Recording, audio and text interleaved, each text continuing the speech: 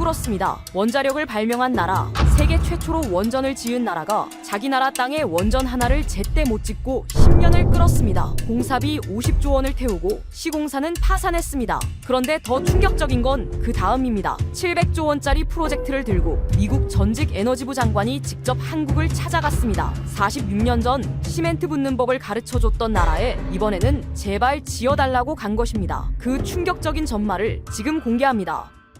구독과 좋아요를 눌러주시면 한국의 위상이 널리 알려집니다. 한국 화이팅이라고 댓글을 남겨주세요. 저는 미국 에너지부 원전 인프라국에서 23년째 근무하고 있는 부국장입니다. MIT 원자력공학과를 졸업하고 곧바로 에너지부에 들어왔습니다. 원자력은 제 전공이었고 직업이었고 아버지의 직업이기도 했습니다. 아버지는 1970년대 펜실베이니아주 스리마일 아일랜드 원전에서 계측 엔지니어로 일했습니다. 미국이 세계 원전의 절반을 짓던 시절이었습니다. 그 시절 미국 엔지니어들은 전 세계를 돌아다니며 원전을 설계해줬습니다. 프랑스에도, 일본에도, 한국에도. 아버지는 퇴근하면 거실 책장에서 원전 기술 매뉴얼을 꺼내 읽으셨고 저는 그 옆에서 숙제를 했습니다. 미국이 세계의 에너지를 책임진다는 자부심 속에서 자랐습니다. 한국에 대해서요. 정확하게 기억합니다. 1978년 미국 웨스팅하우스가 한국 부산 근처에 고리 1호기를 지어줬습니다. 설계는 미국, 핵심 기자재도 미국, 건설 감독도 미국이었습니다. 한국은 시멘트를 붓고 철근을 잘랐습니다. 우리가 도면을 주면 그대로 따라 짓는 나라. 좋은 학생이었습니다. 성실하고 빠르고 시키는 것에 불만이 없는 학생. 에너지부 내부에서 한국을 언급할 때 쓰는 표현이 있었습니다. 기술 수혜국, 우리가 기술을 줬고 그들이 받았다. 그 이상의 의미를 부여한 적은 없었습니다. 그런데 2025년 제 책상 위에 놓인 보고서 한 장이 모든 것을 바꿔놓았습니다. 백악관 국가안보회의에서 내려온 지시였습니다. AI 시대의 전력 수요 폭증에 대응하기 위해 2035년까지 대형 원전 최소 10기를 신규 건설하라. 예산은 의회가 승인한다. 즉각 착수하라. 챗GPT 하나가 돌아가는데 미국 가정 2만 9천 가구가 1년간 쓰는 전력이 필요합니다. 구글, 마이크로소프트, 아마존이 동시에 AI 데이터 센터를 확장하면서 미국의 전력 수요는 20년 만에 처음으로 급등 곡선을 그리기 시작했습니다. 명령은 명확했습니다. 문제는 단 하나였습니다. 미국에는 그 원전을 지을 수 있는 건설사가 없었습니다. 30년 동안 신규 원전을 짓지 않은 나라, 숙련된 원전 건설 인력은 은퇴하거나 세상을 떠났고 새로 양성된 인력은 거의 없었습니다. 원전 건설에 필요한 특수 용접공, 대형 모듈 조립 기술자, 원자로 경납 건물 시공 전문가. 30년 전에는 수만 명이던 이 인력풀이 통째로 사라진 겁니다. 기술 매뉴얼은 남아 있었지만 그 매뉴얼을 읽고 실행할 수 있는 손이 없었습니다. 마지막으로 미국 땅에서 원전을 완공한 것이 2023년 조지아주 보글 원전이었는데 이 프로젝트가 미국 원전 산업의 자존심을 완전히 박살냈습니다. 보글 원전 3, 4호기. 당초 예산 140억 달러, 공기 7년. 최종 결산은 예산 340억 달러, 공기 17년이었습니다. 예산이 3배로 뛰었고 공사 기간이 10년이나 늘어났습니다. 340달러, 하나로 약 50조 원입니다. 원전 2기를 짓는데 50조 원을 쓴 겁니다. 시공을 맡았던 웨스팅하우스는 공사 도중 파산했습니다. 미국 원자력의 상징이었던 이름이 파산 법원에 서류를 제출한 겁니다. 의회 청문회에서 한 의원이 이렇게 말했습니다. 세계 최초로 원자력을 만든 나라가 발전소 하나를 제때 못 지었다. 이건 기술의 문제가 아니라 국가적 수치다. 청문회장이 3초간 조용해졌습니다. 그때까지만 해도 저는 몰랐습니다. 그 수치를 해결할 답이 46년 전 우리가 시멘트 붓는 법을 가르쳐줬던 나라에 있을 거라는 것을, 그리고 그 나라의 이름이 회의실에 올라오는 순간 제 인생에서 가장 치열한 논쟁이 시작될 거라는 것을. 백악관의 지시가 내려온 직후 에너지부 내부에 특별 태스크포스가 꾸려졌습니다. 코드명은 뉴클리어 서지. 저는 건설 파트너 평가팀의 팀장을 맡았습니다. 첫 번째 임무는 미국 내 원전 건설 가능 업체를 전수조사하는 것이었습니다. 일주일이면 끝날 줄 알았습니다. 한 달이 걸렸습니다.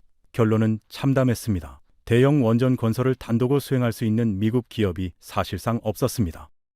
벡텔, 플루어, 제이콥스, 미국의 대형 건설사들은 하나같이 같은 대답을 내놓았습니다. 원전 건설 전담 인력을 보유하고 있지 않습니다. 원전은 일반 발전소와 차원이 다릅니다. 경납 건물의 콘크리트 두께만 1.2m가 넘고 원자로 압력 용기를 설치할 때는 밀리미터 단위의 정밀도가 요구됩니다. 용접 한 줄에 방사능 누출력 갈리는 3개입니다. 일반 건설 현장이라면 오차 10mm가 허용되지만 원전에서는 0.5mm가 한계입니다. 이 수준의 시공 능력을 갖춘 인력이 미국에서 30년간 양성되지 않았습니다. 기술은 사람 안에 있는데 그 사람들이 사라진 겁니다. 보글 원전의 악몽이 회의실에서 계속 소환되었습니다. 보글 3, 4호기 건설 과정을 복귀할 때마다 담당자들의 얼굴이 어두워졌습니다. 2013년에 착공한 이 프로젝트는 시작부터 흔들렸습니다. 설계 변경이 130차례 넘게 반복되었고 현장 인력은 도면을 제대로 읽지 못했습니다.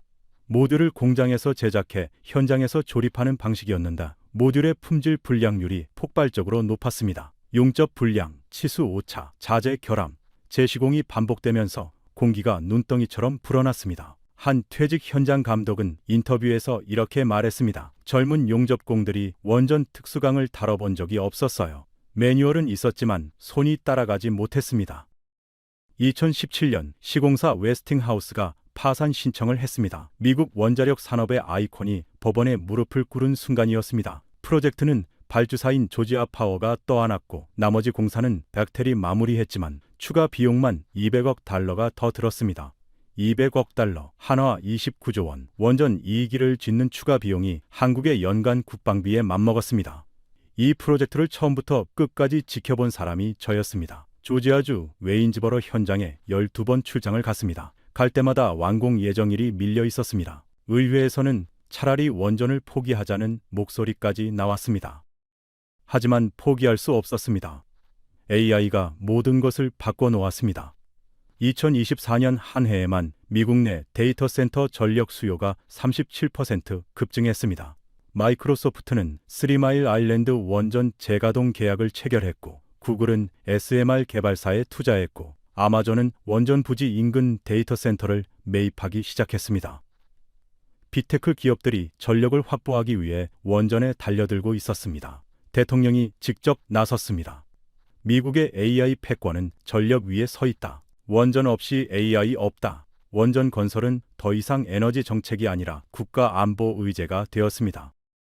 문제는 명확했습니다. 돈은 있고 의지도 있고 법도 통과되었습니다. 그런데 지을 능력이 없었습니다. 세계 최강 대국이 예산은 있는데 건설사가 없다는 현실 앞에 서 있었습니다. 태스크포스 회의에서 누군가 말했습니다. 해외 파트너를 찾아야 합니다.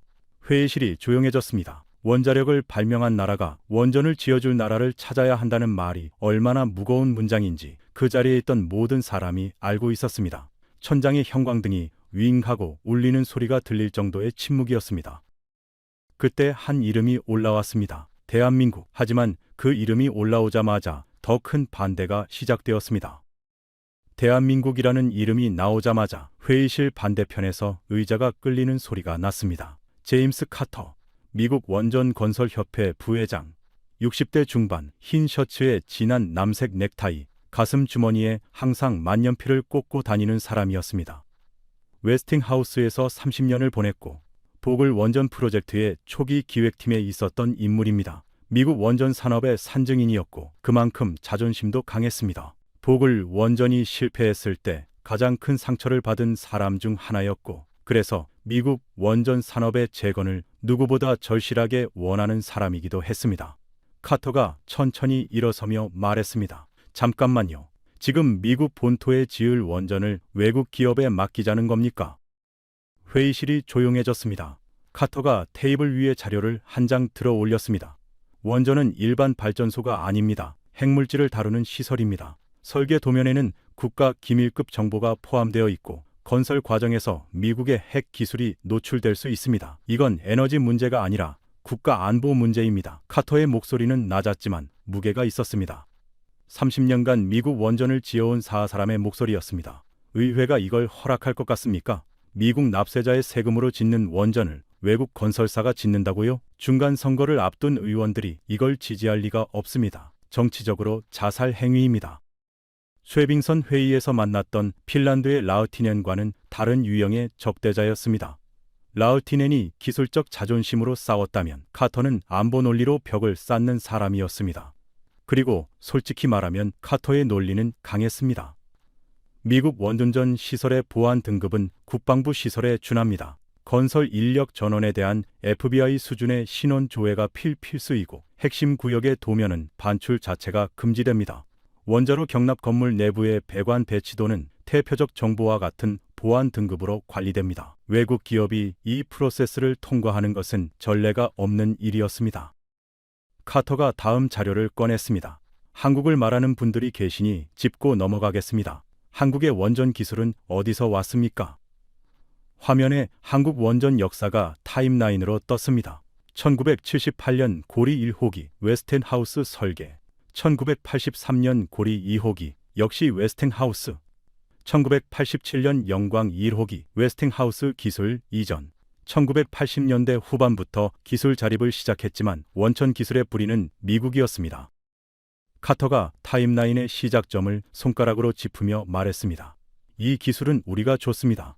우리가 도면을 그렸고, 우리가 감독을 파견했고, 우리가 엔지니어를 교육시켰습니다.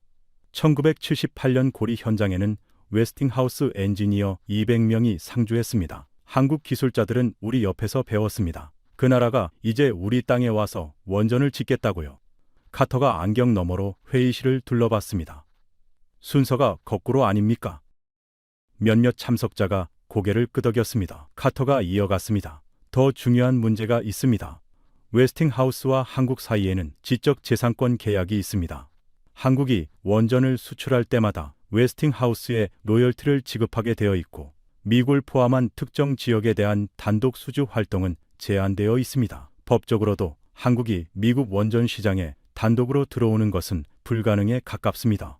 카터가 자료를 테이블 위에 내려놓으며 말했습니다. 한국은 우리의 기술로 성장한 나라입니다. 그 기술의 주인이 여전히 미국이라는 사실을 잊으면 안 됩니다. 기술 수혜국이 기술 공급국의 핵심 인프라를 짓는다. 역사상 전례가 없습니다. 전례가 없는 데는 이유가 있는 겁니다. 카터가 자리에 앉으며 만년필을 가슴 주머니에서 꺼내 돌리기 시작했습니다. 습관적인 동작이었습니다. 자기 말에 반론이 없을 것이라는 확신이 묻어나는 여유였습니다. 저는 노트에 카터의 요점을 정리하며 생각했습니다. 안보 문제, 기술 주권, 지적 지산권, 정치적 리스크, 네 겹의 벽이었습니다. 그리고 솔직히 말하면 저도 카터의 말에 동의하고 있었습니다.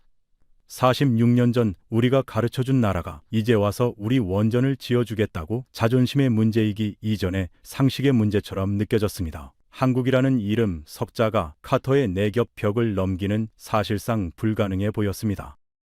하지만 제 오른편에 앉아있던 사람이 조용히 노트북을 열고 있었습니다. 에너지부 소속 한국계 미국인 원전 분석관 에밀리 윤, 스탠퍼드 원자력공학 박사. 저보다 12살 어린 분석관이었는데 카터가 발언하는 내내 아무 말 없이 화면만 바라보고 있었습니다. 그녀의 손이 키보드 위에 올라가는 것이 눈에 들어왔습니다. 하지만 그때는 몰랐습니다. 저 노트북 안에 들어있는 숫자 하나가 카터의 네 겹 벽을 무너뜨리게 될 거라는 것을. 회의가 10분간 휴식에 들어갔습니다. 저는 복도 자판기에서 커피를 뽑고 있었습니다. 에밀리 윤이 다가왔습니다. 부국장님, 카터 부회장의 발언에 대해 데이터를 준비해 왔습니다. 발언 기회를 주실 수 있습니까? 저는 커피를 한 모금 마시며 그녀를 봤습니다.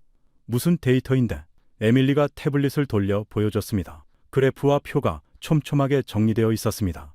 카터 부회장의 논리에는 빠진 변수가 있습니다. 한국의 원전 기술이 미국에서 시작된 것은 맞지만 지금 한국이 서 있는 위치는 1978년의 그 자리가 아닙니다. 저는 잠시 망설였습니다. 카터는 업계에서 영향력이 큰 사람이었고 정면으로 반박하면 정치적 부담이 컸습니다. 하지만 에밀리의 눈에는 감정이 아니라 숫자에 대한 확신이 있었습니다. 좋아, 단 팩트로만 이야기해. 오후 세션이 재개되자 에밀리가 손을 들었습니다. 카터가 약간 놀란 표정으로 그녀를 바라봤습니다. 오전 내내 한마디도 안 하던 젊은 분석관이 갑자기 발언을 요청한 겁니다. 제가 고개를 끄덕이자 에밀리가 일어섰습니다. 카터 부회장님의 우려에 충분히 공감합니다. 원전의 보안 민감성과 기술 주권 문제는 타협할 수 없는 영역입니다. 전적으로 동의합니다. 에밀리의 어조는 차분했습니다. 싸우러 나온 사람의 목소리가 아니었습니다. 그녀가 노트북을 회의실 스크린에 연결했습니다. 다만 의사결정에 앞서 한 가지 데이터를 공유하고 싶습니다. 화면에 세계 원전 가동률 국가별 순위가 떴습니다. 막대 그래프가 나라별로 정렬되어 있었고 한국의 막대가 상위권에 자리하고 있었습니다. 원전 건설 능력을 평가할 때 가장 먼저 봐야 할 지표가 무엇입니까? 저는 가동률이라고 생각합니다. 원전을 짓는 것도 중요하지만 지은 원전이 실제로 얼마나 안정적으로 운영되는지가 그 나라의 원자력 역량을 보여줍니다. 에밀리가 한국의 막대를 가리켰습니다. 한국의 원전 이용률은 92%입니다. 세계 평균이 80% 안팎입니다. 한국은 현재 25기의 원전을 운영하고 있고 설계부터 건설, 운영, 정비, 핵연료 제조까지 원전 전 주기를 자체적으로 수행하는 세계에서 몇 안 되는 나라 중 하나입니다. 카터가 팔짱을 꼈습니다. 가동률이 높다는 게 건설 역량을 증명하지는 않습니다. 운영과 건설은 다른 영역이에요. 프랑스도 가동률은 높지만 플라망빌 원전 건설은 예산 5배 초과에 17년이 걸렸습니다. 에밀리가 고개를 끄덕였습니다. 맞습니다. 운영과 건설은 다릅니다. 프랑스 플라망빌 사례도 정확하신 지적입니다. 카토의 입꼬리가 미세하게 올라갔습니다. 자기 말이 맞았다는 표정이었습니다. 그런데 한 가지 여쭤봐도 되겠습니까? 에밀리가 새로운 슬라이드를 띄웠습니다. 한국이 원전을 짓기만 하고 운영은 못하는 나라라면 혹은 운영만 하고 건설은 못하는 나라라면 가동률 92%와 25기 동시 운영이 가능하겠습니까? 한국은 이 두 가지를 동시에 하고 있는 나라입니다. 그리고 지금부터 말씀드릴 내용은 한국이 건설을 얼마나 잘하는지에 관한 것입니다. 에밀리가 다음 슬라이드를 띄웠습니다. 화면에 UAE 바라카 원전의 항공 사진이 나타났습니다. 사막 한가운데 4기의 원전이 일렬로 서 있는 사진이었습니다. 페르시아만의 푸른 바다를 배경으로 하얀 돔 4개가 줄지어 있었습니다. 2009년 한국은 UAE 바라카 원전 4기를 수주했습니다. 총 사업비 약 200억 달러, 한화 약 29조 원입니다. 당시 경쟁자가 누구였는지 아십니까? 에밀리가 회의실을 둘러봤습니다. 프랑스 아레바, 일본 컨소시엄 GE 히타치, 세계 원전 시장의 양강이었습니다. 한국이 이 두 강자를 꺾고 수주를 따냈습니다. 에밀리가 잠시 멈추고 말했습니다. 하지만 수주보다 중요한 건 건설 결과입니다. 이 프로젝트에서 한국이 달성한 기록이 하나 있습니다. 에밀리가 화면에 큰 글씨를 띄웠습니다. 세계 원전 건설 역사상 유일한 온타임 온버짓 달성. 회의실이 술렁였습니다. 카터의 만년필 돌리는 손이 잠시 멈췄습니다. 에밀리가 이어갔습니다. 온타임 온버짓. 정해진 공기 안에, 정해진 예산 안에 원전을 완공한 것입니다. 전 세계에서 지난 20년간 완공된 원전 프로젝트 중에 이 기록을 달성한 사례가 몇 건인지 아십니까? 아무도 대답하지 않았습니다. 3초, 5초. 한 건입니다. 바라카, 한국이 지은 원전입니다. 에밀리가 보글 원전 데이터를 나란히 띄웠습니다. 왼쪽에 바라카, 오른쪽에 보글. 바라카 원전, 예산 200억 달러, 적기 완공, 4기 전부 상업 운전에 돌입했습니다. 보글 원전, 예산 140억 달러에서 310억 달러로 폭증, 공기 7년에서 17년으로 지연, 시공사 파산. 에밀리가 두 숫자를 가리켰습니다. 같은 시기에 같은 세대의 원전을 두 나라가 지었습니다. 한쪽은 정시의 정산으로 끝냈고 한쪽은 3배 초과의 10년 지연으로 끝냈습니다. 에밀리가 잠시 멈추고 차이의 원인을 설명하기 시작했습니다. 이 격차가 발생한 이유를 분석해보면 3가지입니다. 첫째, 인력. 바라카 현장에는 한국에서 파견된 원전 전문 시공 인력이 피크 시 1만 8천 명 투입되었습니다. 보글 현장에서는 경험 없는 인력이 현장에서 처음 원전 시공을 배우며 일해야 했습니다. 둘째, 공정 관리. 한국은 모듈을 공장에서 95%까지 완성해서 현장에 가져옵니다. 보글은 현장 조립 비중이 높았고 현장에서의 설계 변경이 공기를 잡아먹었습니다. 셋째, 공급망. 한국은 원전 기자재의 80% 이상을 국산화했습니다. 두산 에너빌리티가 원자로 압력 용기와 증기 발생기를 만들고 현대건설이 시공합니다. 설계에서 기자재, 시공까지 한 나라 안에서 완결되는 구조입니다. 보글은 기자재를 전 세계에서 조달하면서 납기 지연이 반복되었습니다. 에밀리가 화면을 가리켰습니다. 이 차이를 만든 것은 사막이냐 미국이냐의 차이가 아닙니다. 건설 역량의 차이입니다. 310억 달러 대 200억 달러, 17년 대 적기 완공, 숫자가 화면에 나란히 떠 있었습니다. 회의실이 조용해졌습니다. 참석자 몇 명이 메모를 하기 시작했습니다. 오전에는 없던 동작이었습니다. 카터가 몸을 앞으로 기울였습니다. 바라카는 사막입니다. 그의 목소리에 날이 서기 시작했습니다. 오전의 여유가 사라지고 있었습니다. 인구 밀집 지역이 아니고 환경 규제가 미국만큼 까다롭지 않습니다. 노동력은 전 세계에서 끌어올 수 있었고 중동의 인허가 절차는 미국과 비교할 수 없을 만큼 단순합니다. UAE에서 된다고 미국에서 되는 건 아닙니다. 카터가 테이블을 한번 짚었습니다. 미국의 NRC 규제는 세계에서 가장 엄격합니다. 설계 인증에만 수년, 건설 허가 심사에 수천 페이지의 안전성 보고서가 요구됩니다. 바라카의 성공을 미국에 그대로 적용할 수 있다고 보시는 겁니까? 환경이 완전히 다릅니다. 강한 반격이었습니다. 기술적으로도 틀린 말이 아니었습니다. 참석자 몇 명이 고개를 끄덕였습니다. 저도 속으로 생각했습니다. 카터가 맞다. 사막과 미국 본토는 다른 세계다. NRC 인허가를 통과하는 것 자체가 하나의 전쟁이다. 바라카 실적만으로는 이 벽을 넘을 수 없다. 에밀리가 고개를 끄덕였습니다. 맞습니다. 사막과 미국은 다릅니다. 규제 환경이 다르고 인허가 절차가 다릅니다. 그 점을 부정하지 않겠습니다. 카터가 의자에 등을 기대며 팔짱을 풀었습니다. 승리를 확신하는 자세였습니다. 그런데 한 가지 더 말씀드려도 되겠습니까? 에밀리의 목소리가 한 톤 낮아졌습니다. 한국이 미국의 규제 환경을 전혀 모르는 나라라고 생각하시는 건지 확인하고 싶습니다. 한국이 NRC 기준을 한 번도 경험해 본 적 없는 나라라고 보시는 건지. 카터의 눈이 좁아졌습니다. 에밀리가 다음 슬라이드를 띄우려고 마우스에 손을 올렸습니다. 하지만 그 이야기는 아직 할 때가 아닙니다. 그 전에 이 회의실에서 벌어진 진짜 반전을 먼저 말씀드려야 합니다. 에밀리가 다음 슬라이드를 띄웠습니다. 화면에 유럽 지도가 나타났고 체코가 붉은색으로 표시되어 있었습니다. 카터 부회장님께서 사막과 미국은 다르다고 하셨습니다. 맞습니다. 그래서 유럽 이야기를 하겠습니다. 에밀리가 체코를 가리켰습니다. 2024년 7월 한국 한수원이 체코 두코바니 원전 2기를 수주했습니다. 총 사업비 26조 원. 한국 원전 수출 역사상 UAE 이후 15년 만에 두 번째 성공이자 유럽 시장 최초 진출입니다. 카터가 고개를 약간 기울였습니다. 이 소식은 알고 있는 표정이었습니다. 에밀리가 이어갔습니다. 여기서 중요한 건 누구를 이겼느냐입니다. 경쟁자가 프랑스 전력공사 EDF였습니다. 유럽 원전의 본산 프랑스가 유럽 자기 앞마당에서 한국에 졌습니다. 회의실에 작은 술렁임이 일었습니다. 에밀리가 말했습니다. EDF는 탈락을 받아들이지 못했습니다. 체코 경쟁당국에 이의를 제기했고 한수원의 계약 이행 능력에 문제가 있다고 주장했습니다. 미국의 웨스팅하우스도 가세했습니다. 두 글로벌 원전 기업이 동시에 한국의 수주를 막으려 한 겁니다. 에밀리가 잠시 멈추고 카터를 바라봤습니다.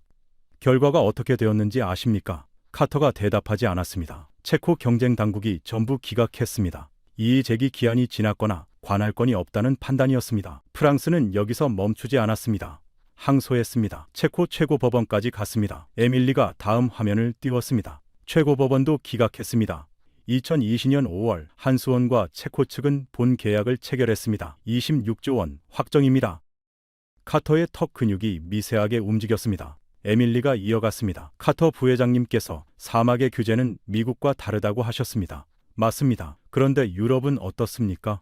유럽의 원전 규제는 미국 NRC와 동등하거나 일부 영역에서는 더 까다롭다는 평가를 받고 있습니다. EU의 원전 안전 지침, 유럽 원자력 안전 규제 그룹의 스트레스 테스트, 체코 원자력 안전청의 독립 심사, 한국은 이 모든 관문을 통과한 겁니다. 사막이 아닙니다. 유럽입니다. 원전을 처음 상업화한 대륙에서 원전의 본고장인 프랑스를 꺾고 유럽의 규제를 통과하고 법정 소송까지 이겨낸 겁니다. 카터가 입을 열었습니다. 체코 건은 인정합니다. 인상적인 수주입니다. 처음으로 인정이 나왔습니다. 하지만 곧바로 반격이 이어졌습니다. 하지만 유럽과 미국은 또 다릅니다. 미국에서 원전을 짓는다는 건 NRC 인허가만의 문제가 아닙니다. 미국 건설노동법, 미국 노조와의 협상, 미국 공급망 활용 의무, 바이 아메리카 조항, 한국 기업이 이 미국식 룰을 감당할 수 있겠습니까? 한 번도 미국 본토에서 대형 건설 프로젝트를 수행해 본 적이 없는 기업이 카터의 목소리에 오전에 자신감이 돌아오고 있었습니다. 새로운 전선이었습니다. 기술이 아니라 미국 현지화 문제를 들고 나온 겁니다. 에밀리가 고개를 끄덕였습니다. 맞습니다. 미국 현지 경험은 중요합니다. 그 점을 부정하지 않겠습니다. 카터가 다시 만년필을 돌리기 시작했습니다. 그런데 한 가지 사실을 확인하고 넘어가겠습니다. 에밀리가 새로운 슬라이드를 띄웠습니다. 화면에 텍사스주 지도가 나타났고 아마리로 외곽에 붉은 점이 찍혀 있었습니다. 페르미 아메리카, 텍사스주 아마릴로 외곽 2,9만 제곱미터 부지에 조성되는 세계 최대 규모의 복합 에너지 및 AI 캠퍼스입니다. 에밀리가 숫자를 하나씩 읽었습니다. 대형 원전 AP1004기 4기가와트, SMR 2기가와트, 가스 복합 화력 4기가와트, 태양광 및 배터리 저장 시스템 1기가와트, 총 11기가와트의 독립형 전력 인프라, 이 전력을 연계할 초대형 AI 데이터 센터. 에밀리가 잠시 멈추고 회의실을 둘러봤습니다. 총 사업비가 얼마인지 아십니까? 아무도 대답하지 않았습니다. 3초, 5초. 5천억 달러입니다. 숫자가 화면에 크게 떴습니다. 회의실에서 누군가 숨을 들이쉬는 소리가 났습니다. 5천억 달러, 한화 약 700조 원입니다. 단위 에너지 프로젝트로는 인류 역사상 최대 규모입니다. 카터의 만년필이 멈췄습니다. 에밀리가 이어갔습니다. 이 프로젝트를 누가 추진하고 있는지 아십니까? 페르미 아메리카, 미국 전직 에너지부 장관 닉 페리가 공동 설립한 회사입니다. 설립 9개월 만에 나스닥과 런던 지분 거래소에 동시 상장했습니다. 6억 8천만 달러를 공모로 조달했습니다. 아직 매출이 한 푼도 없는 회사가 그만큼의 투자를 끌어모았습니다. 시장이 이 프로젝트의 가능성을 그만큼 높게 본 겁니다. 에밀리가 다음 화면을 띄웠습니다. 이 프로젝트의 대형 원전 4기 건설 기본 설계 계약을 체결한 기업이 어디인지 아십니까? 카터의 눈이 좁아졌습니다. 에밀리가 말했습니다. 현대건설입니다. 대한민국 현대건설, 한국 기업 최초로 미국 본토 대형 원전 건설 계약을 체결했습니다. 2025년 10월 24일 기본 설계 완료 후 올해 상반기 내 EPC 본계약 전환을 목표로 하고 있습니다. 카터가 몸을 앞으로 기울였습니다. 만년필이 테이블 위에 놓였습니다. 더 이상 돌리지 않았습니다. 에밀리가 말했습니다. 카터 부회장님께서 미국 현지 경험을 말씀하셨습니다. 한국 기업이 미국 본토에서 대형 건설을 수행한 적이 없다고 하셨습니다. 그 말씀이 맞았습니다. 과거 시제로는요. 에밀리가 화면을 가리켰습니다. 하지만 지금 이 순간 현대건설은 미국 본토에서 대형 원전 4기의 기본 설계를 수행하고 있습니다. 그리고 이 계약이 성사된 이유가 있습니다. 에밀리가 잠시 멈추고 회의실을 천천히 둘러봤습니다. 현대건설은 전 세계 원전 건설사 중 유일하게 온타임 온버짓을 달성한 기업이기 때문입니다. 페르미 아메리카가 한국을 선택한 이유는 한국이 싸서가 아닙니다. 한국이 유일하게 제때 정해진 예산 안에 원전을 지을 수 있는 나라이기 때문입니다. 에밀리가 마지막 질문을 던졌습니다. 미국 전직 에너지부 장관이 왜 한국 기업과 계약을 체결했겠습니까? 릭 페리 장관은 미국 원전 산업을 누구보다 잘 아는 사람입니다. 미국 건설사의 역량도, 보글의 실패도, NRC의 규제도 전부 알고 있습니다. 그 사람이 전 세계를 둘러보고 선택한 파트너가 한국입니다. 에밀리가 카터를 바라봤습니다. 왜 한국이었습니까? 카터 부회장님이라면 5천억 달러짜리 프로젝트의 원전 건설을 누구에게 맡기시겠습니까? 회의실이 완전히 고요해졌습니다. 형광등의 윙하는 소리가 들릴 정도였습니다. 카터가 대답하지 않았습니다. 3초, 5초, 8초. 저는 펜을 내려놓고 에밀리를 봤습니다. 솔직히 저도 이 숫자들을 이렇게 정면으로 마주한 것은 처음이었습니다. 700조 원짜리 프로젝트, 미국 전직 에너지부 장관이 직접 선택한 파트너, 그리고 그 파트너가 46년 전 우리가 시멘트 붓는 법을 가르쳐준 나라라는 사실. 그건 카터의 자존심 문제가 아니라 우리 모두의 현실이었습니다. 하지만 아직 끝나지 않았습니다. 아직 꺼내지 않은 이야기가 남아 있었습니다. 그리고 그 이야기는 숫자가 아니라 사람에 관한 것이었습니다. 회의가 끝나고 저는 사무실로 돌아왔습니다. 에밀리가 뒤따라왔습니다. 저는 책상 위에 놓인 아버지 사진을 바라보고 있었습니다. 3마일 아일랜드 원전 앞에서 찍은 사진. 1970년대 미국이 세계 원전의 절반을 짓던 시절의 아버지. 부국장님, 한 가지 말씀드리지 않은 게 있습니다. 에밀리가 말했습니다. 저는 그녀를 봤습니다. 회의에서 쓸 데이터인가? 에밀리가 고개를 저었습니다. 아닙니다. 숫자가 아닙니다. 제 어머니 이야기입니다. 에밀리의 어머니는 1970년대 후반 한국전력 소속 기술 연수생으로 미국에 왔습니다. 웨스팅하우스 본사가 있던 펜실베이니아주 피츠버그에서 6개월간 원전 설계 연수를 받았습니다. 당시 한국은 고리 1호기를 짓고 있었고 한국전력은 젊은 엔지니어들을 미국에 보내 기술을 배우게 했습니다. 에밀리의 어머니는 26살이었습니다. 한국에서 전기공학을 전공하고 영어를 독학으로 배워 비행기를 처음 타고 미국에 왔습니다. 에밀리가 말했습니다. 어머니가 늘 하시던 말씀이 있어요. 피츠버그에 처음 도착했을 때 웨스팅하우스 연수실에서 미국 엔지니어들이 도면을 펼쳐놓고 설명하는데 절반도 알아듣지 못했답니다. 전문 용어가 영어 교재에 나오는 단어가 아니니까요. 낮에는 연수를 받고 밤에는 숙소에서 기술 용어 사전을 만들었대요. 노트에 영어 단어를 쓰고 옆에 한국어 뜻을 적고 그 옆에 도면 기호를 그려 넣었답니다. 그 노트가 3권이었어요. 에밀리의 목소리가 조금 낮아졌습니다. 어머니가 그러셨어요. 미국 엔지니어들이 커피를 마시면서 잡담할 때 자기는 그 옆에서 도면을 베꼈다고. 도면을 복사할 수 있는 권한이 없어서 쉬는 시간마다 손으로 그렸답니다. 경납 건물 배관 배치도를 손으로요. 저는 아무 말도 할 수 없었습니다.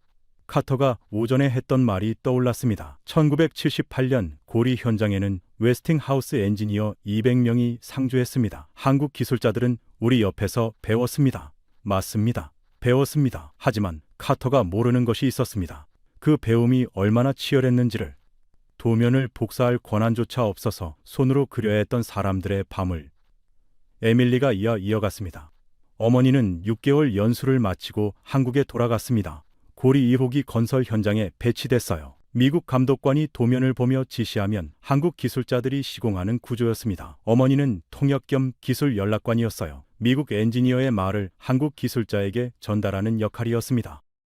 에밀리가 창밖을 바라보며 말했습니다. 그 어머니의 딸이 지금 미국 에너지부에서 한국 원전의 역량을 설명하는 프레젠테이션을 하고 있습니다. 저는 숨을 들이쉬었습니다. 가슴 안쪽이 뜨거워지는 것을 느꼈습니다. 그리고 그때 도면을 손으로 베끼던 한국 엔지니어들의 후배 세대가 지금 자기만의 도면을 그리고 있습니다. APR-1400, 한국이 독자 개발한 원전입니다. 웨스팅하우스 기술에서 출발했지만 46년에 걸쳐 독자 노형으로 발전시켰습니다. 체코가 선택한 원전이 이겁니다. 그리고 페르미 아메리카의 릭 페리 전 장관이 한국을 찾아간 이유도 이겁니다.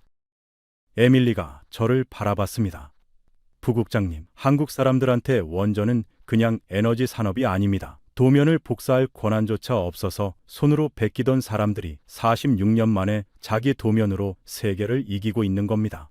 기술을 받은 나라가 기술을 만드는 나라가 되기까지 46년이 걸렸습니다. 저는 한동안 말을 잇지 못했습니다. 책상 위에 아버지 사진이 눈에 들어왔습니다. 1970년대 미국이 전 세계에 원전 기술을 가르치던 시절의 아버지. 그때 아버지 같은 미국 엔지니어들이 한국에 가서 도면을 펼쳐 보여줬고 에밀리의 어머니 같은 한국 기술자들이 그 도면을 밤새 손으로 베꼈습니다. 그리고 46년이 지난 지금 그 한국의 후배 세대가 미국에 와서 원전을 지어주겠다고 합니다. 역사가 한 바퀴 돈 겁니다. 아버지가 살아 계셨다면 뭐라고 하셨을까요? 우리가 가르쳐준 학생이 선생보다 나아졌구나.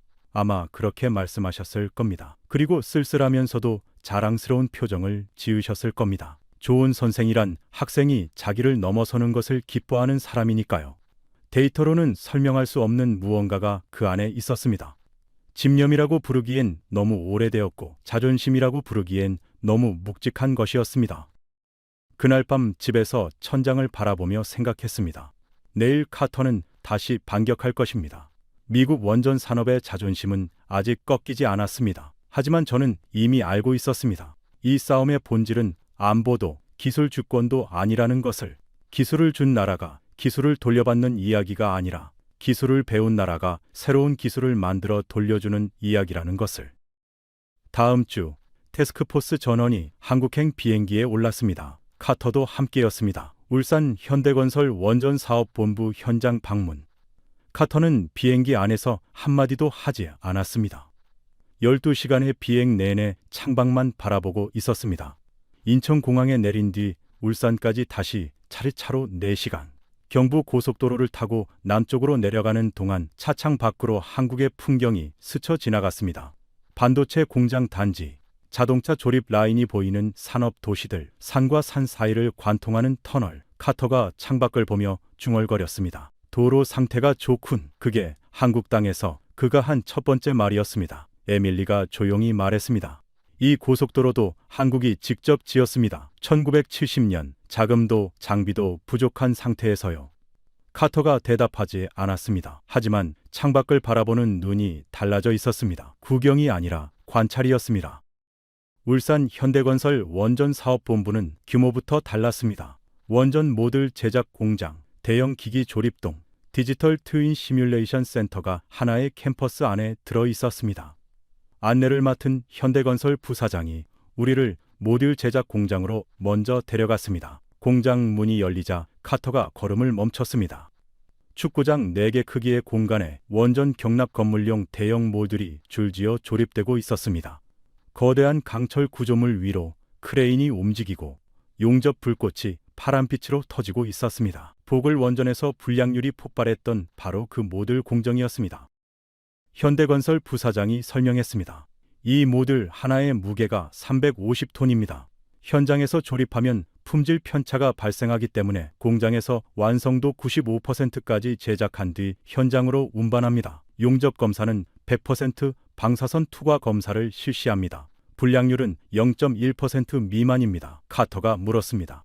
보글에서는 모듈 불량률이 얼마였습니까? 부사장이 대답하지 않았습니다. 대답할 필요가 없었습니다. 그 자리에 있는 모든 미국 측 인사가 그 숫자를 알고 있었습니다.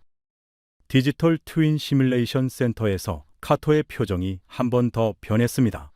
대형 스크린에 원전 한 기의 3D 모델이 실시간으로 돌아가고 있었습니다. 배관 수만 개, 케이블 수십만 미터, 콘크리트 타설 공정, 기기 설치 순서까지 전부 디지털로 시뮬레이션한 뒤 현장에 적용하는 시스템이었습니다. 엔지니어가 설명했습니다.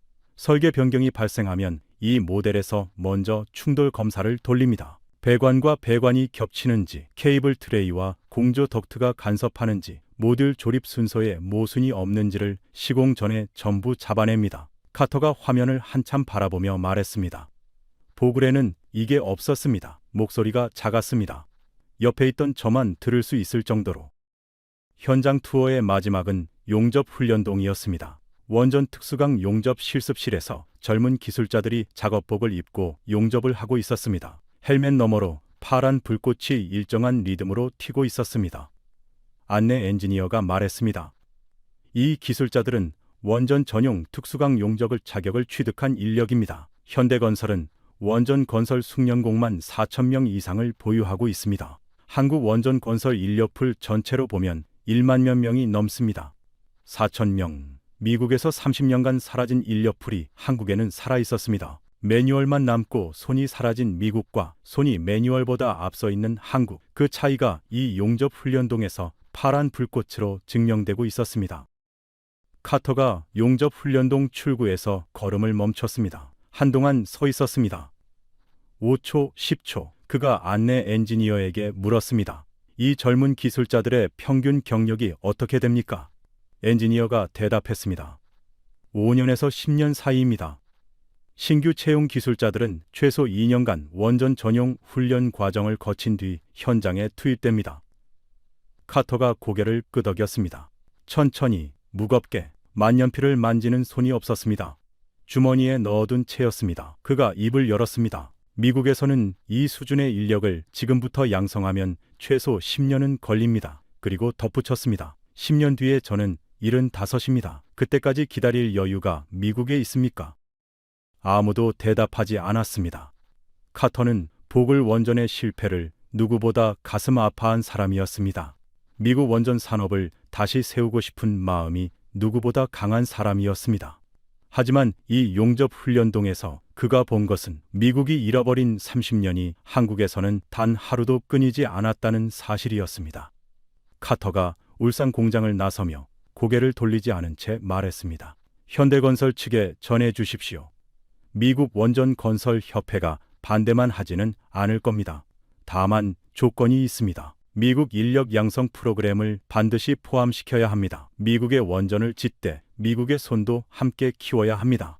그것이 카터의 항복이 아닌 전환이었습니다. 공장 밖 주차장에서 카터가 담배를 꺼내 물었습니다. 저는 그의 옆에 섰습니다. 한동안 아무 말 없이 울산 앞바다를 바라봤습니다. 카터가 먼저 입을 열었습니다. 저 용접공들 봤습니까? 눈빛이 달랐어요. 저는 고개를 끄덕였습니다. 카터가 담배 연기를 내뱉으며 말했습니다. 보글 현장에서 젊은 용접공들이 특수강을 다루는 걸 처음 봤을 때 불안했습니다. 손이 떨리고 있었거든요. 경험이 없으니까. 그런데 여기 젊은 기술자들은 손이 안 떨려요. 블록 안에서 저 각도로 용접하는 게 얼마나 어려운 건지 아는 사람은 압니다. 카터가 담배를 한 모금 깊이 빨았습니다. 우리가 30년 동안 잃어버린 게 뭔지 오늘 봤습니다. 기술이 아닙니다. 사람입니다. 기술은 매뉴얼에 남지만 사람이 없으면 그 매뉴얼은 종이일 뿐이에요. 그가 담배를 끄며 말했습니다. 한국은 사람을 잃지 않았어요. 그게 진짜 무서운 겁니다. 울산 방문을 마치고 귀국 비행기를 기다리는 동안 저는 울산 앞바다가 보이는 해안 도로를 걸었습니다. 늦은 오후였습니다. 석양이 동해 수면 위로 길게 번지고 있었고 멀리 현대중공업 조선소의 크레인 실루엣이 노을 속에 검게 서 있었습니다. 세계에서 가장 큰 조선소, 그 옆에 세계에서 가장 정확하게 원전을 짓는 사람들이 있었습니다. 바닷바람이 코트를 밀었습니다. 짠내가 났습니다. 한국의 바다 냄새였습니다. 주머니에서 휴대폰을 꺼내 워싱턴 본부에 보고서 초안을 보냈습니다. 결론은 한 줄이었습니다. 대한민국 현대건설을 미국 원전건설의 전략적 파트너로 지정할 것을 권고합니다. 보내기 버튼을 누르고 나서 한동안 화면을 바라봤습니다. 23년간 미국 원전 정책을 담당하면서 한 번도 써본 적 없는 문장이었습니다. 원자력을 발명한 나라가 46년 전 시멘트 붓는 법을 가르쳐준 나라에 원전 건설을 맡기겠다는 문장. 화면 불빛이 석양과 섞여 제 손등을 비추고 있었습니다. 에밀리가 전날 밤에 한 말이 계속 맴돌았습니다. 도면을 복사할 권한조차 없어서 손으로 베끼던 사람들이 46년 만에 자기 도면으로 세계를 이기고 있다는 말. 카터가 울산 용접훈련동에서 했던 말도 떠올랐습니다. 10년 뒤 저는 75입니다. 기다릴 여유가 미국에 있습니까? 그리고 주차장에서 담배를 피우며 했던 마지막 말. 한국은 사람을 잃지 않았어요. 그게 진짜 무서운 겁니다. 원자력을 발명한 나라가 원전을 못 짓는 시대. 기술을 가르쳐준 나라가 기술을 배우러 가는 시대. 세상이 바뀐 겁니다. 하지만 바뀐 것은 세상이지. 한국이 걸어온 길의 방향은 처음부터 같았습니다. 배우고, 익히고, 넘어서고, 돌려주는 것. 에밀리의 어머니가 피츠버그 숙소에서 밤마다 채웠던 노트 3권. 그 노트의 마지막 페이지가 지금 텍사스 아마릴로 벌판에서 펼쳐지고 있는 겁니다. 기술을 준 나라가 기술을 돌려받는 것이 아닙니다. 기술을 배운 나라가 새로운 기술을 만들어 돌려주는 것입니다. 그것이 46년 전 피츠버그의 연수실에서 밤마다 노트를 채우던 26살 한국 엔지니어가 꿈꿨던 미래이고, 지금 울산의 용접훈련동에서 파란 불꽃을 튀기고 있는 젊은 기술자들이 만들어가고 있는 현재입니다. 2026년 현재 대한민국은 세계 유일의 온타임 온버짓 원전 건설국입니다. UAE 바라카 원전 4기 완공, 체코 두코바니 원전 2기 수주 확정, 그리고 미국 텍사스 페르미 프로젝트 700조 원 규모 원전 건설 기본 설계 계약 체결.